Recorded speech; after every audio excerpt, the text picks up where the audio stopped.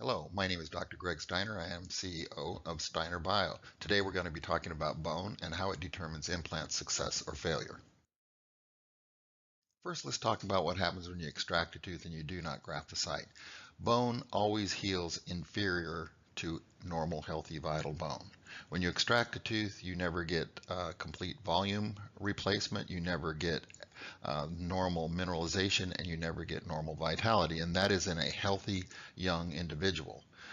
However, when you start adding another series of negative factors on top of it, each of those negative factors make the bone that heals in that extraction site that's not treated inferior even more. You put in alcoholism and smoking and glucocorticoids, old age, diabetes. Every one of these factors add up to produce inferior healing in the extraction socket site. So the idea of doing extracting and not treating it is accepting inferior bone to support your implant. So you can see you have a choice. You can either put your implant in nice, healthy, vital bone that's on the left, or you can put your implant in poorly mineralized, low vitality bone that's on the right. On the left-hand side, that bone is treated to increase the health and vitality of the bone. On the right-hand side, it's a site that wasn't treated, and so you see you have poor mineralization and poor vitality. These type of structures determine the long-term success or failure of your implant.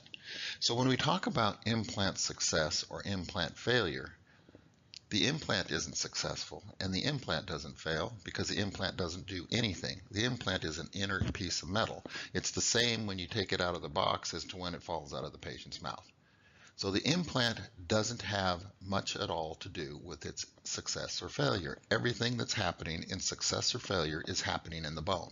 If the bone is healthy, vital bone, it will integrate better. It will adapt to stresses and strains throughout the implant lifetime. If it is poorly mineralized and a low vitality, it will not be able to adapt to the stresses and strains that's placed upon that implant, and it will lead to implant failure. We're going to go over the instances where we can use technology to improve the health and the vitality of the bone and show that it provides us with excellent long-term success. Then we're going to go into the instances where we have poorly vital bone and it leads to implant failure. So let's get started. At Steiner Bio, our bone grafts are a combination drug alloplast. What that means is we actually have a drug inside our alloplast bone graft materials that stimulates bone growth. When we submitted this bone graft to the FDA, because it has a drug in it, it had to go through the drug division of the FDA, just like any other drug that you buy for medical purposes. And they required much more rigorous documentation so that we could actually make the claim that this drug actually does what we say it does.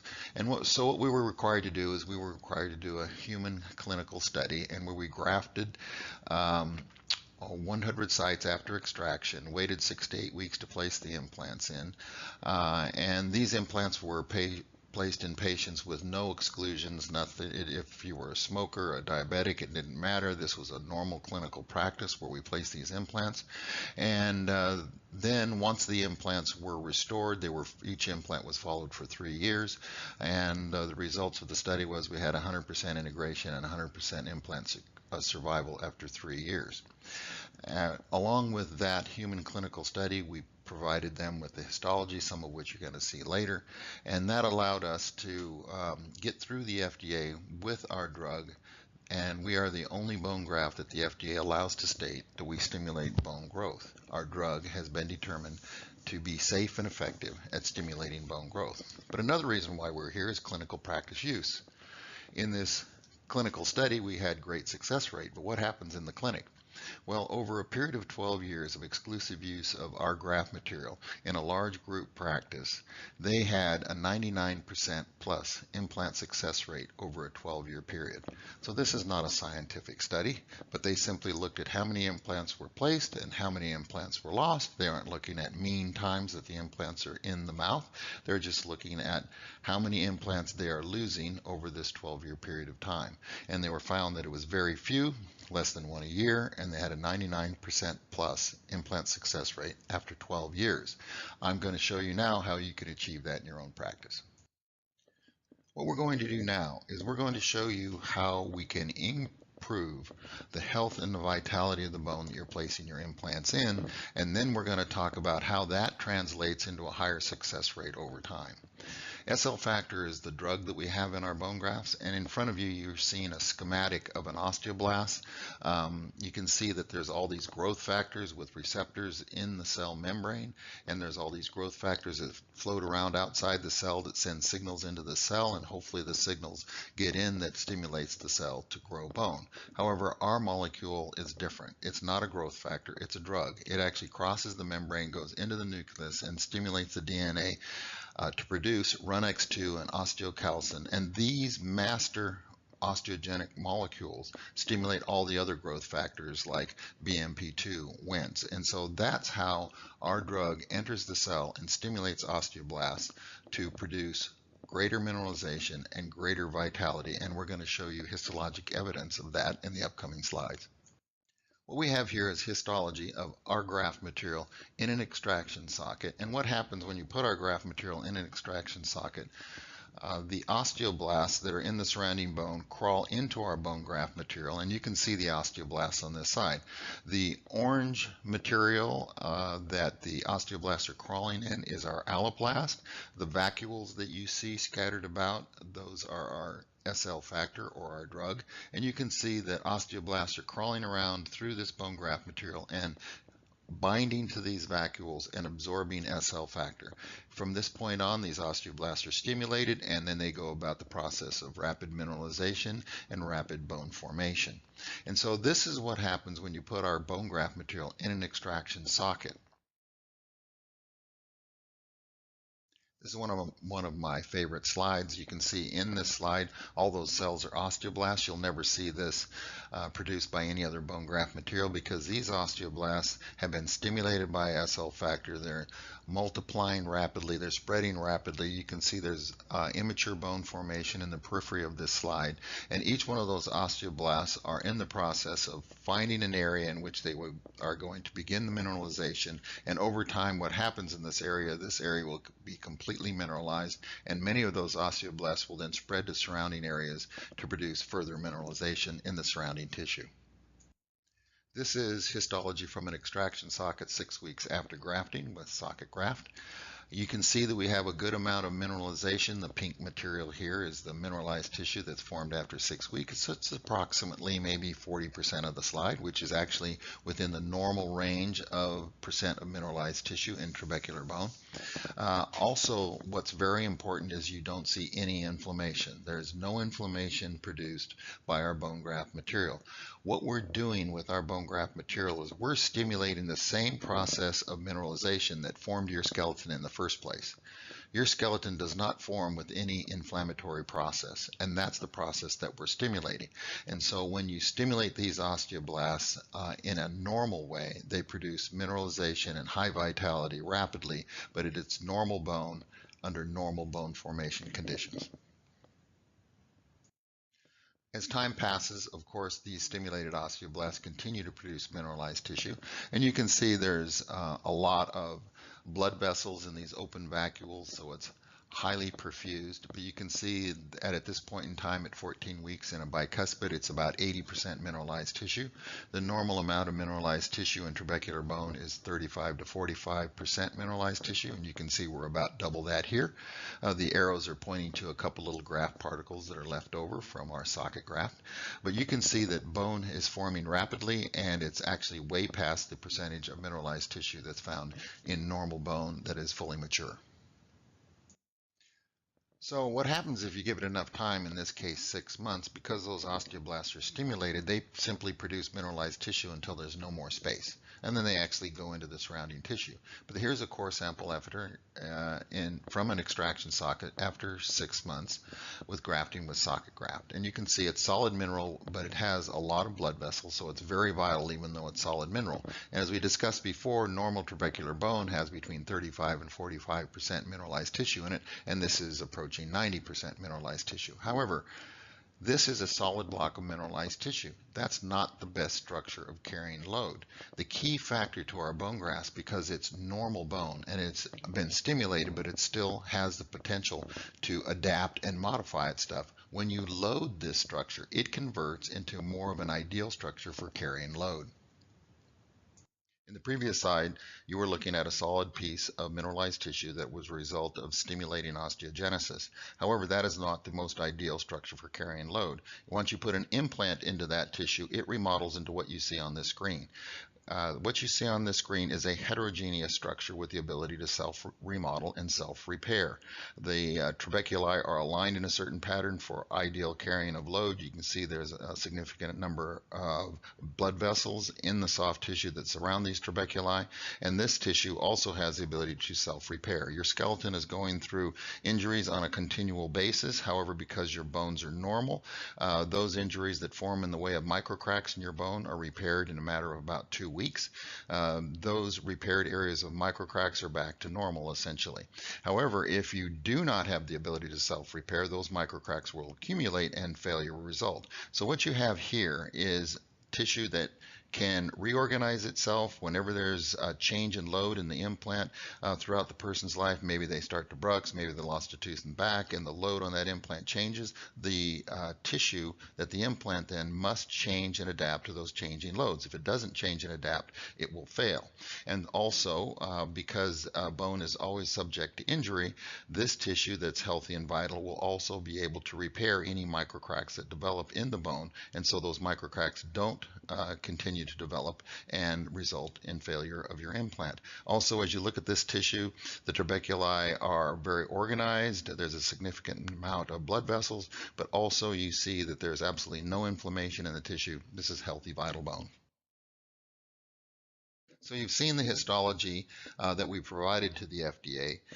You've seen how our molecule stimulates bone formation and it produces much more bone rapidly than the normal healing process. And this is what allowed the FDA to allow us make the claim that we stimulate osteogenesis. Our graft materials, our socket graft comes in 2 different dispensing systems because some people like to pack their graft material and some people prefer to use a syringe. On the left-hand side, what you have is medical grade silicone trays, and you can see that the bone grafts are in these forms of these little petals in these different trays that you have. The tray on the left hand side is a 0.5 cc. The tray on the right hand side, the white tray, is a 1 cc tray of socket graft. These materials are kept in the freezer frozen, and what you do is when you have your tooth extracted and you've got the extraction socket cleaned out, then you go get the graft material from the freezer and you apply this material frozen. What you do is you take that petal on the left hand side, your assistant picks it up, it sets it in the socket where you want it, you take your plugger on the flat end of that petal and you press on it, and then when it contacts the bone, it actually melts the petal. And so what you're doing is you're flowing the bone graft into the socket while it's essentially frozen. It melts and adapts to the socket beautifully, but it also allows you to pack it. And so when you're packing these things in, if you do get moisture, you can simply take some gauze, pack the gauze around it, dry the socket, and then continue to pack your petals until your socket's full, and it regenerates beautiful bone. On the right side, the same material comes in a syringe. The syringe is also kept in the freezer. You take it out of the freezer. It's designed to thaw in about 4 to 5 minutes. And so before you're ready to apply it, you need to take it out, let it thaw for a few minutes, and then when you got your tooth extracted, you simply inject it into the socket. And both of these graft materials are designed to be covered by Teflon membranes. You cannot use any human or animal materials with our bone grafts, because our bone grafts stimulate the normal process of bone formation, and any animal products such as collagen membranes will produce an inflammatory process that will interfere with the bone regeneration that our products are designed to produce. So let's start looking into the clinic and have some cases where we can actually begin to understand what's going on inside the tissue. Our company is very involved in the technology and the bone regenerative capacities of our bone grafts, and we want to know what they're doing inside the patient so that we can explain it to you so you can understand what you see in the clinic. Here we have a fractured tooth, and I'm going to extract this molar. Here the molar has been extracted. The site's been grafted with socket graft. This is 4 months later. And so now we're going to be placing our implant. What I want you to do is look closely at this bone, and you can see the interradicular bone that was between the two roots that was there at the time of the extraction. So the interradicular bone is there. The socket is filled up with new mineralized tissue. And what I want you to look at is what's not only the interradicular bone, but the new bone that's formed on top of the interradicular bone that goes to the crest, because we're going to take a core sample that goes through the crest into that interradicular bone. And so we're going to be taking a core sample of newly formed bone, and we're going to be taking a core sample of the bone that was there before the tooth was removed. This slide is the bone that grew on top of the old interradicular bone that was there when the tooth was extracted. So this is the bone that's at the crest. You can see that it's highly mineralized at this point in time. The bone is very nicely structured into trabeculi. There's no inflammation in the tissue, and this is beautiful bone for the placement of your implant. But the real interesting part of this histology is what's going on in the old bone that was there before the tooth was extracted. So this is the bone that was there before the tooth was extracted. However, you can see on the left side and the right side of this slide, you have bone that has lines in it, and that's what's called lamellar bone. That's old, mature bone that was there at the time of the extraction. And trabecular bone always has soft tissue between it, but you can see in this slide, in between the old bone on the right and left, there's new, immature, what's called woven bone that's grown between the old bone. So what's happened here is that you put your graft material in the extraction socket.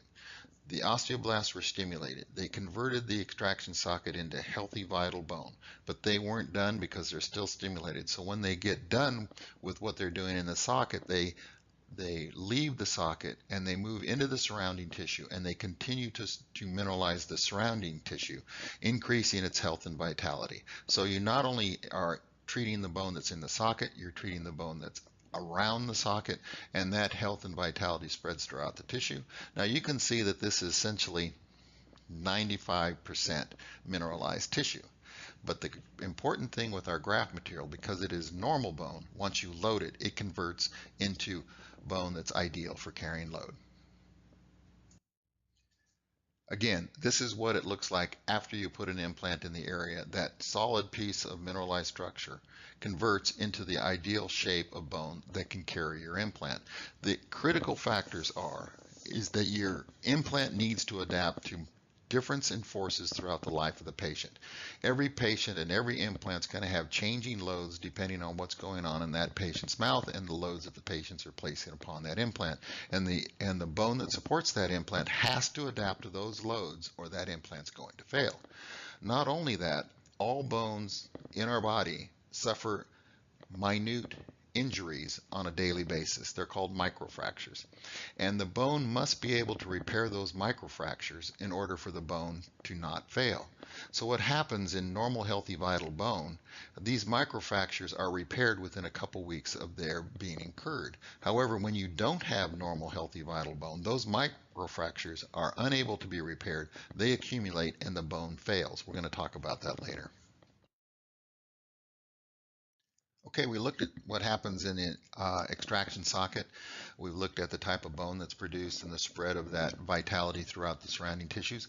Let's get more clinical here, and let's start looking at integration to grafted areas of immediate implants. And a really well done study was done at USC by Becker and his group of researchers over there. What they did is they extracted teeth, they put in a titanium screw, grafted around the titanium screw, and then after that bone graft has matured, they cut out the bone and the titanium screw. And what they were interested in seeing is what type of graft material actually produced integration to the implant in the area of the bone graft, and they found that none of them did. They found that xenografts and allografts simply stopped once they got to the tip of the threads, and bone integration never occurred. That was a very interesting finding, because what it tells you is that if you're using some type of cadaver bone, it will fill the hole, but it won't support your implant at all. And that very that is a big limitation on the areas in which you can put your immediate implants, because you can only rely upon bone support from the bone that the implant is in at the time of placement, and the area that's grafted is not providing any support for your implants. That's an interesting finding and an important finding, but the real interesting part of this study was that their statement that xenographic bone, demineralized freeze-dried bone allograft, appear to interfere with normal extraction socket healing. And the reason they made that statement is because they not only had clinicians involved in this study, but they had a world-renowned cell biologist by the name of Urist involved in this study. Urist knows bone better than anybody. He's the one that discovered bone morphogenic proteins. He is one of the best known bone biologists there are, and they were able to get him in on this study, and I can guarantee you it was him that required them to put this statement in, because he knows what normal bone is. But in this case, where they were looking at the type of bone that was produced by cadaver bones, he knew that that was not normal bone, and that you should be cautioned about using that type of bone in your patients. And so we're going to talk more about the use of cadaver bone and his warning about interfering with the normal extraction socket healing. Now that we know that cadaver bones do not produce integration to the implant surface, let's look at graft materials that do. Here's an elderly lady in her 80s. You can see we have very poor mineralization after an extraction, and we want to put in an implant. However, once the flap is opened, granulation tissue is removed, you can see that we have no bone for implant placement. We have a huge defect in the buccal wall and a very large extraction socket that's much larger than the extraction socket of a normal tooth. So what we have for treating sockets that have defects in them, like a missing buccal wall, we have a product that's called Socket Graft Plus. Socket Graft Plus is the same thing as our socket graft, but it contains our beta-tricalcium phosphate granules. All granules do nothing but hold volume. And so we add the granules to our putty. The putty stimulates bone formation. The granules hold volume, like when you have a missing buccal wall, that allows you to regenerate that missing buccal wall with healthy vital bone. So we're going to use this graft material to place into that extraction socket and regenerate the bone. Okay, here we are with the site grafted. It was grafted with Socket Graft Plus. No membrane was used to cover this site. However, what we decided to do is simply place an implant in our graft material. You can see that this implant is placed in the site. You can see that the implant has no contact with the surrounding bone. It is simply floating in graft material. This is 3 months later. The implant is integrated. The buccal wall is regenerated. This is the 3-month post-op that we just showed you before clinically. This is radiographically. This is the time we placed the healing abutment. And you can see what happened here. This implant was simply floated in graft material. The surrounding bone grew into our graft material. The osteoblasts were stimulated. Those osteoblasts grew onto the surface of the implant, integrated to the implant, and now we have healthy vital bone supporting this implant. This implant is in the healthiest bone in this person's body because it is regenerated bone. No other bone graft can do this. No other bone graft in the world can produce this type of integration strictly through the bone graft material. This is that same implant after it's been restored. This is 1 year after restoration. You can see that you have excellent bone surrounding this implant. This lady is in her 80s. This is the healthiest bone in her body. This implant will guarantee you that it will last the rest of this person's life, and it was placed in nothing but graft material. And it shows you that our bone graft material can do things that no other bone graft can. So when you stimulate osteogenesis and you improve the health and vitality of the surrounding bone, that support for your implant results in a very high long-term success rate. Okay, let's get a little more practical from a clinical standpoint. Let's look at a site that's not the best site for an immediate implant. You have bone loss between 6 and 7. You've got debris out the apex of number 7. It's not the best site for an immediate implant. I was unable to get the amalgam out of the bone from the extraction socket, so I had to lay an extra flap in order to access all the amalgam debris. As you may well know by now, we name our products after what they do. This is a bone graft called Immediate Graft. It's designed to specifically graft around immediate implants, but it's also very effective for perio lesions, endodontic lesions, etc. And so what we did in this particular case is we're going to use this graft material, and we're still going to go ahead with our immediate implant placement. So in this case, what I did is I put some immediate graft into the socket, drove the implant into that. Some of it came out the apex, and then I grafted over the coronal portion of the implant, which you can see graft material in place at this time. This is day of surgery. You can see the implant in place, and you can see the apical, I don't know, 1/5 of the implant is actually in normal bone, but you can see the majority of the implant is surrounded by bone graft material, and you can see around the coronal portion, you can see some of the graft material in that case also. This is 7 weeks after extraction and graft. You can see that there are a few granules left in the surrounding tissue, and we're going to place a healing abutment on this day. This is the same day as the previous photograph. You can see that the healing abutment is in place. This is 7 weeks after extraction and grafting.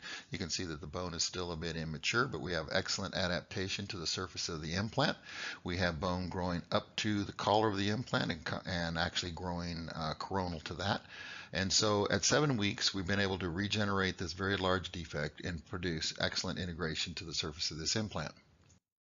This radiograph is after the implant has been restored, obviously. The bone is now much more mature, it's much more dense, and we can see that we still have excellent adaptation to the coronal portion of the implant. There's no doubt in my mind that this implant will last the life of this patient. So we've talked about grafting sockets, we've talked about grafting immediate implants, and when you look at the performance of the graft material, there's no other bone graft on the market or in the world for that matter that can come close to the stimulation of bone formation and the health and the vitality of the bone that's produced by our graft materials. Not only that, you've seen how our graft materials produce integration to the implant surface. No other bone graft has been able to show that that happens. Let's take a look at the sinus and see what our graft materials can do in the sinus. Well, about 15 years ago, I felt that drilling big, huge holes in people's skull and packing in cadaver bone grafts, and then waiting 6 months before you can put the implant in, and then waiting 6 months before you load them is a long, sort of abusive process, and I saw no reason why we couldn't improve on that surgical procedure and the outcome of that surgical procedure. So we developed a product called Sinus Graft. And we developed a surgery where what you do is you simply lay a flap for your implant placement. You find the very apical portion of the sinus, and you make about a 3 millimeter hole into the sinus just till you get to the membrane. You release the membrane, and then once the membrane is released, you put the tip of this syringe under the membrane, you inject, and the membrane is lifted hydraulically. At that point in time, you can put your implant in, so it's a graft implant placement at the same time. 3 months later, you bring the patient back for healing abutments. Because our graft material produces integration to the implant surface in the area of the graft material, you no longer have to delay your implant placement when you graft an area. So here is a case that we're going to do a sinus augmentation in, and of course we show you a challenging case so you can see how our bone grafts perform. On the left side of this screen you can see that we have a very large sinus with a mucus retention cyst in the posterior portion. I'm going to ignore that mucus retention cyst, just assuming that it's probably going to go away in time. I'm going to put an implant in the molar region, which is the area that has the least amount of bone. You can see that it's just a shell of bone at the crest. I'm going to put an implant in there, and then I'm going to put an implant in the anterior portion of this sinus, where maybe the implant will be in about 20% of the patient's bone. So the posterior implant will probably be in about 1% natural bone and 99% bone graft, and the anterior one will be about 20% in the patient's bone and 80% in the bone graft material. And then I'm going to put another implant forward of that into the patient's normal bone. You can see on the right side of the screen it has been grafted, but the problem I had is when I touched the side of this maxilla, the maxilla was about eggshell thickness, and as soon as I touched it, I tore the membrane that was underneath it, And then when I went to handle this membrane, it was like a wet tissue paper consistency, and I knew that there's no way I could handle this membrane. So what I decided to do is just simply scrape the membrane off the floor of the sinus, and I simply injected our graft material into the floor of the sinus, and at that point in time there was no membrane over the top of the graft material in the more cephalic portion of the sinus where the graft material was sitting with no membrane on top of it. And so I just proceeded to place the implants, and you can see on the right side I'm ready to put an implant in the patient's natural bone, and then posterior it, I've got the sinus grafted with the second implant going into a large portion of graft material, but a portion of the patient's own bone. The left side of the screen is the day of surgery.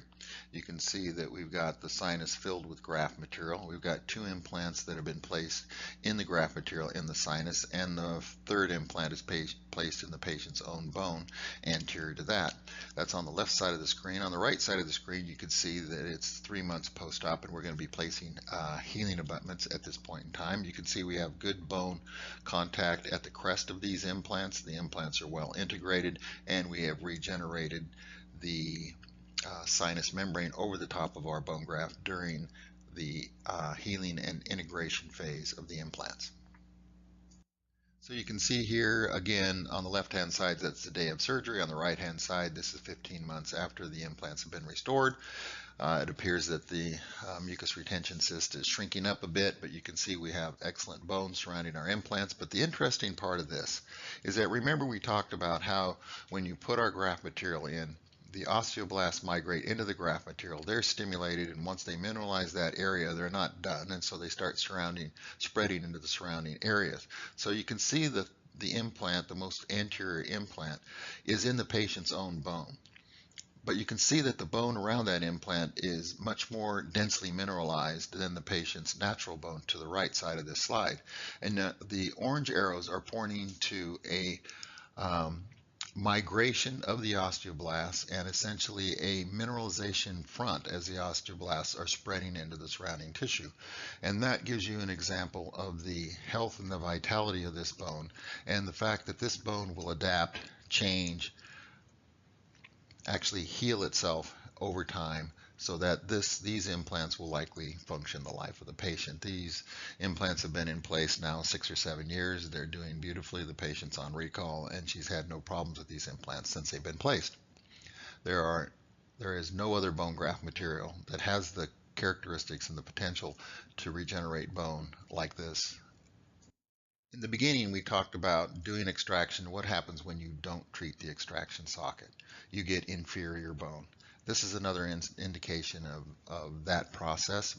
And so what you see here is, you can see that between the red arrows and the black arrows, you can see that this is an area that has less dense mineralization than the surrounding bone, both the bone between the roots of the teeth and apical to the area. You can see you have dense mineralization, but the area we're going to put our implant in, it is dark and not densely mineralized. And that tells you there that something, that bone is not of optimum health. But the real key to understanding what's going on in the bone is that the bone between the black arrows and the white arrows is cortical bone. Cortical bone never exists on the crest of the alveolus. If you ever see cortical bone on the crest of the alveolus, it tells you that the bone underneath it is very poor in structure and vitality, very poorly mineralized. The reason why cortical bone forms on the crest is to compensate for the very poor bone that's underneath it that's not providing any support. So the cortical bone forms to compensate for the poor bone underneath. And so when you see cortical bone like this, you know that you need to do something to improve the health and vitality of that bone that's underneath. So this is obviously an extraction site that wasn't grafted. As a result, we have very poor mineralization. I show this to the patient. I say, look, this bone underneath is going to be very poor bone. I need to treat that bone to improve the health and the vitality of that bone during the phase in which the integration is occurring, so that your implant will last your lifetime. And so what we did is we planned to graft this site at the time of implant placement.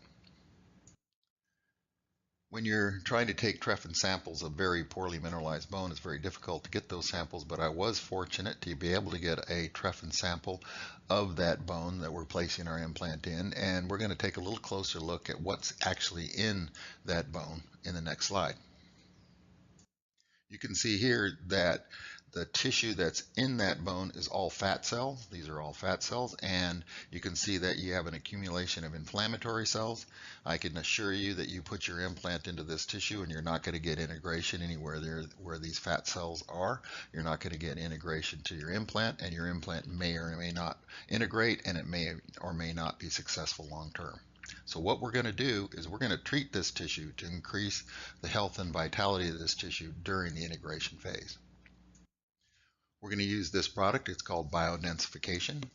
It's one of our putty bone grafts. It comes in a low volume of bone graft, because what we're going to do is we're going to drill a hole for our osteotomy. Before we put our implant in, we're going to fill it up with this graft material, and then we're going to drive our implant into that osteotomy. That's going to cause the bone graft material to be spread through that poorly mineralized bone. What's in our bone graft will stimulate the osteoblasts that are in the surrounding area, and it will regenerate the bone that should be in this area to provide lifelong support for the implant. Here's a case where we performed the osteotomy, filled it with biodensification, and now we're going to drive our implant into that site. So on the left, we have pre-op that I go over with the patient, explain to her how I'm going to treat this bone and the fact that I'm going to charge her for a bone graft. And on the right-hand side, you can see it's the healing abutment appointment 3 months after placement of the implant. So what we did is we grafted this osteotomy, then drove our implant in it, waited 3 months, and you can see that we have beautiful, healthy, vital bone in the area where there was originally all fat cells. And another interesting point, you can see that now that we regenerated the bone where the implant is in, the cortical plate has been remodeled. So when you revitalize the bone underneath that cortical plate, the cortical plate is resorbed, remodeled into normal bone. We spent the first 2/3 of this presentation talking about how to create bone that is high in vitality, high in mineral content, but also has the ability to adapt to changes in load, that has the ability to self-repair in case there is injury. And that's what's necessary to provide the support for an implant to last the patient's lifetime. But just as important to that, we need to understand what causes implants to be lost. And in my instance, I learned a very good lesson, because I had a private practice at one point in time, but when I started my bone graft company, I'm essentially full-time running that bone graft company, but I still wanted to practice part-time, so I took a job working as a periodontist in a large group practice. This was a very high quality group practice. They practiced excellent dentistry. And before me, there was a periodontist there, was there for a couple of years. It was an excellent periodontist, very well trained, used all the latest techniques. He was trained at the University of San Francisco graduate periodontal program, and he was there for a few years before me. And so I took over from this gentleman. However, after a period of time, I started seeing a significant number of implant fails. And being in the bone business and being interested in bone biology, I was interested in finding out why we were having these failures, because these are failures that I hadn't seen before, because I'm using my materials exclusively, and I wanted to understand the process of how these implants were failing. And it turned out that as I examined and studied these failures, which were significant in number, there was one thing that was a common denominator. Every one of these implants were put in cadaver bone. So that prompted me to look closely at what these graft materials did in the patient and why I was seeing these failures. This is a lady that came to me. She lost this second molar. She was a young, healthy woman. She came to me for an implant. And so when I look at this, I'm looking at the anatomy. I'm studying what type of bone is being formed, and I'm going to be taking a core sample when I place my implant. There's a lot of anatomy here I could point out to you. We don't have time for that right now, but let's take a core sample and see what type of bone is produced by this material. So this is the core sample that came out of that young woman. You can see that there's an extensive amount of allograft particles scattered through this. The big one in the middle is identified, but you can see there's many more. And this is normal, what you get in the histology, almost all the histology on cadaver bone grafts. There's about 30% cadaver bone graft material left in the tissue. There is no resorption of this allograft material. I'm not going to go into it now, but it's never resorbed.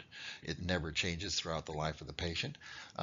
These allograft particles are encased in what's called sclerotic bone. Sclerotic bone has been described as being a type of bone that is formed in response to inflammation. Sclerotic bone is very common in our knees and our hips. In fact, that's what orthopedic surgeons cut out when they put a new knee or a new hip in your body. They cut out the sclerotic bone, put a prosthesis in, and you're good to go. But inflammation in the joint or inflammation created anywhere in bone creates sclerotic bone.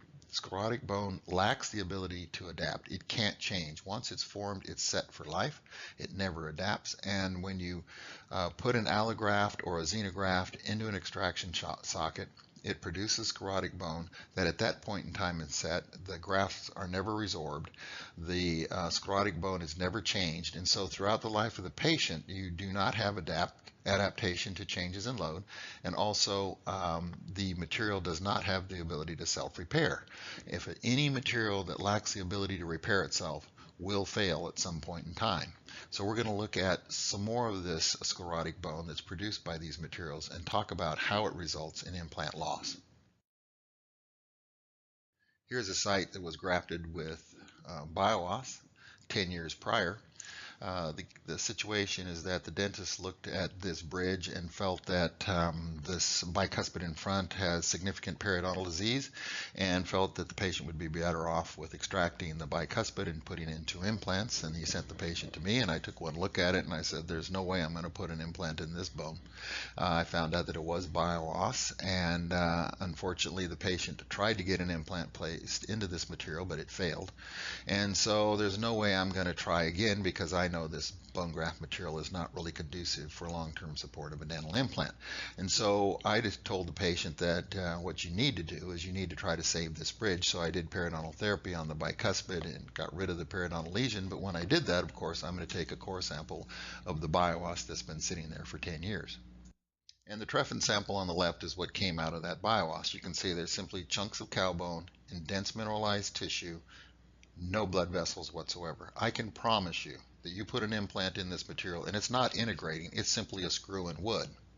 Now on the right hand side, this is what a normal Treffen biopsy looks like. It's got nice vascular supply, solid bone, but you can see the difference between the two is the difference between failure on the left and success on the right. So here's the core sample that we took out of that BioOss grafted site. You can see that there's multiple chunks of BioOss left in it. It's basically nothing but chunks of BioOss after 10 years surrounded by sclerotic bone. There's absolutely no blood vessels in this material. There's no osteoblasts anywhere in this material. This material is set in time. It's never changing because it lacks the cells that can change bone. And so if you screw your implant in it, you're simply putting a screw in wood. There's no integration involved. And what happens over time is that this material lacks the ability to self-repair. So if the load changes on this material, or any injury is caused by this material, and all bones suffer injury over time. Your skeleton is constantly suffering injury and repairing. The process is you develop microcracks into the bone. These microcracks are repaired over a 2-week period of time in normal bone, but if it's not normal bone like sclerotic bone, these microcracks are never repaired, and ultimately they accumulate to the point when it just collapses and the bone fails, or in your case, the implant falls out. So I am showing you sclerotic bone, telling you that sclerotic bone is the reason why your implants are falling out. But let's talk a little bit about how you can prove it to yourself that actually what's happening is the bone grafts are failing, and that's the reason why you're losing the implant. Well, as we know, in periimplantitis and periodontal disease, you have inflammation caused by bacteria in the gingiva. This inflammation causes resorption of the bone that either holds the tooth or the implant in, and that's the process, that's the disease process. It's resorption of bone ahead of the bacterial invasion, which, by the way, is a protective mechanism to avoid osteomyelitis, so the tooth or the implant is sacrificed in order for the patient not to develop osteomyelitis. But the situation is that when you remove the granulation tissue from a periodontal lesion or a peri-implant lesion, it's all soft granulation tissue and there's no bone in that material. Well, I'm talking about a different process where the bone graft material, be it allografts or xenografts, where the bone graft material isn't resorbed, it simply is broken up. It breaks up into little granules. And what happens when that occurs, these little granules are still oftentimes in the tissue. It depends on how long since the breakup has occurred. If it's been a short period of time, there'll be a lot of granules. If it's a long period of time since they've broken up, then there'll be few granules in the granulation tissue because the amount of inflammation causes these granules of sclerotic bone to actually migrate out of the sulcus. But here we're looking at a case, and when I look at this, I'm looking at the bone around this implant, especially on the distal surface, and I can tell there's something wrong with it. That's definitely not normal bone. And when I look in the area of the lesion, I can see there's something in the soft tissue. There's specks of material in the soft tissue. But let's lay a flap and look at it. So I lay a flap to look at the tissue to remove this implant, and when you look at the granulation tissue, you can look and see that just next to the retractor, you can see there's a whole mass of bone graft granules collected there. To the left of the implant, near the buccal ridge, you can see there's a couple pieces of bone graft granules there. And so when you have peri-implantitis or periodontal disease, you don't have any bone chips in the granulation tissue. However, when you have bone graft failure, you have plenty of bone graft chips in the granulation tissue because the bone graft is simply breaking up into little granules. Different types of bone grafts fail in different ways, but most bone grafts fail that are either xenografts or allografts. They fail like breaking up into little chips. That turns into granulation tissue and your implant is lost. And so what we have here is a way to make an absolute diagnosis that this is caused by bone graft failure rather than peri-implantitis or periodontal disease. So let's look at some cases. On the left-hand side, we have a beautiful implant, very nicely restored. Bone looks okay from here. All of a sudden, you go a few years later, on the right-hand side, the bone is blown out. And you go back into the history, and you see that this site was grafted with an allograft prior to implant placement, and this is bone graft failure. Bone failure due to placement of an implant into allograft. Here's another case. On the left-hand side, you can see there's an implant placed. You can look at the bone. You can see that it looks a bit different, not normal. However, on the right-hand side, you can see that the bone is blown out. You can see that actually in the granulation tissue, there's a significant number of bone graft granules floating around in the granulation tissue, and this is simply implant failure due to bone graft failure of bile loss. This is an interesting case I just saw a few months ago. I placed this implant. You can see that it's a good size implant, proper positioning, beautifully restored, but the bone is blown out. What happened is I saw this patient, I placed the implant, he got lost, went to another practice, he came back to me 6 or 7 years later and looked like this. This gentleman's mouth was in excellent condition. His oral hygiene is excellent. He's beautifully restored. He goes in for regular cleanings. He has absolutely no disease in his mouth other than around this implant. And the reason is, this is bone graft failure due to allograft failure. Over time, the injuries to the bone accumulated multiple microfractures that are unable to be repaired because allografts produce sclerotic bone. Those micro cracks or microfractures accumulate until the bone graft simply breaks up, and that's why this implant failed after between 6 and 7 years in function. Marginal bone loss is a big deal. Marginal bone loss is your first step to progression of the disease and implant loss. There was a very interesting study done a couple years ago, and what they were looking at, bone health or osteoporosis and marginal bone loss, and they wanted to determine if people with osteoporosis suffered marginal bone loss around their implants. And what they did is they placed implants, followed patients for 2 years. Some had osteoporosis, some did not have osteoporosis. And what they found is osteoporosis didn't have anything to do with marginal bone loss, but they also looked at a number of other factors in their study. It was very well done at a university, and they found one surprising thing. The only place where they found marginal bone loss is where implants were placed in cadaver bone. In that case, it was actually a xenograft, horse bone, doesn't matter, horse bone, allograft, it produces the same type of sclerotic bone. So this was a study that was produced. And then following that, a group at Tufts, they wanted to sort of question those findings. So what they did is they extracted teeth, grafted them with mineralized allografts, let that heal. Then they put implants in those grafted sites, and they put implants in sites that had not been grafted. And they simply, when the implants were placed, they covered them up, buried them, followed them for 3 to 4 months whenever they opened them up to put the healing abutment on, and then they looked at the marginal bone. And they were quite surprised to find that the implants placed in the mineralized allografts showed marginal bone loss, and the implants placed in sites not grafted with an allograft showed no marginal bone loss. And so here we have a prospective study in humans that document that when you want to put your implant in cadaver bone, you're going to get marginal bone loss. And that's the only thing that's been found to produce marginal bone loss.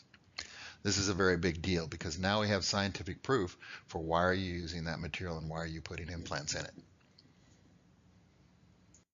So this brings us back to the young lady that I showed you earlier, who had lost a second molar and was grafted with a mineralized allograft. You can see this is the same slide that I showed you earlier. Well, I, at the time, was still willing to put implants into this material because I didn't really understand what was going on. So let's take a look at what happened when I place an implant into this site. Here's the site with the implant in place the day of surgery. It looks like the implant's pretty well placed. Let's take a look at it when I went to place the healing abutment. Here it is with the healing abutment placed 3 months later, and sure enough, look at the marginal bone loss that's been produced. I don't care what you do, I don't care how you place your implant or what type of implants you use. You put your implants in cadaver bone, you're going to start with marginal bone loss. And you can look into the gingiva, you can see all the bone graft particles that are floating out into the gingiva as they're broken up around this implant. We talk a lot about evidence-based dentistry, that we have to have scientific support for the things we do to our patients, and that's a very reasonable thing to have. However, there's almost no evidence-based dentistry when it comes to bone grafting. There are no studies of implants in sockets grafted with BioOS. BioOS is not cleared by the FDA to put implants in. The FDA knows that the only thing that holds implants in or supports implants for the long term is normal, healthy, vital bone. No xenograft produces normal, healthy, vital bone, so they have not cleared BioOS for implant placement. There are no studies of implants and sockets grafted with allografts, if you can believe it. It's pretty amazing. We probably grafted millions of sockets with allografts over decades.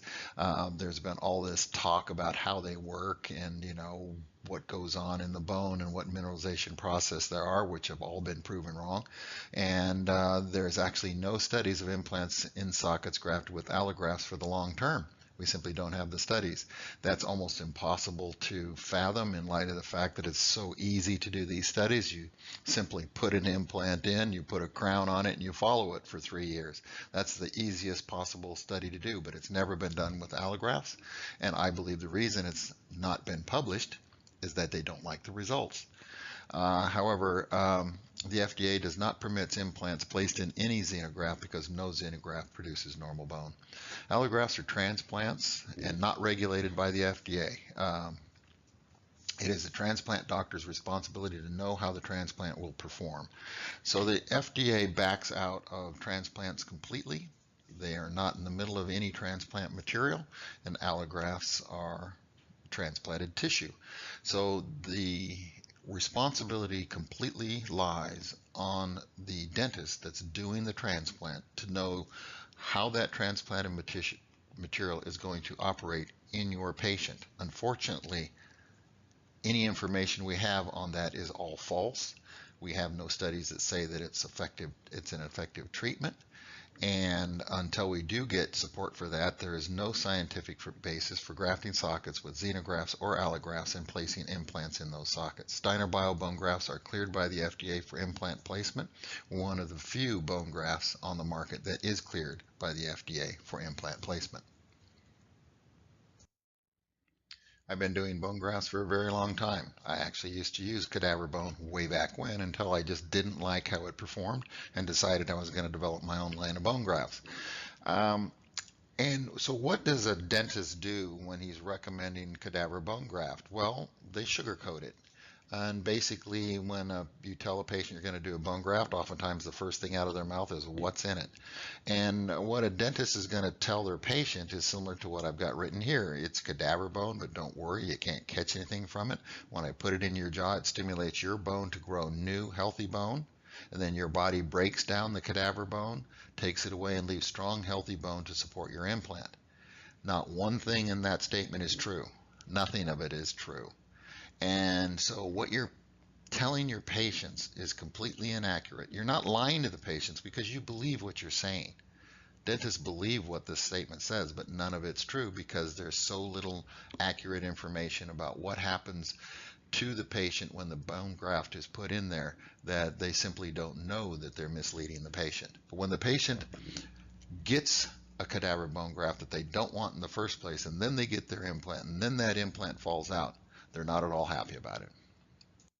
So let's wrap up this talk and discuss the fact that vitality is a very important factor in implant success or failure.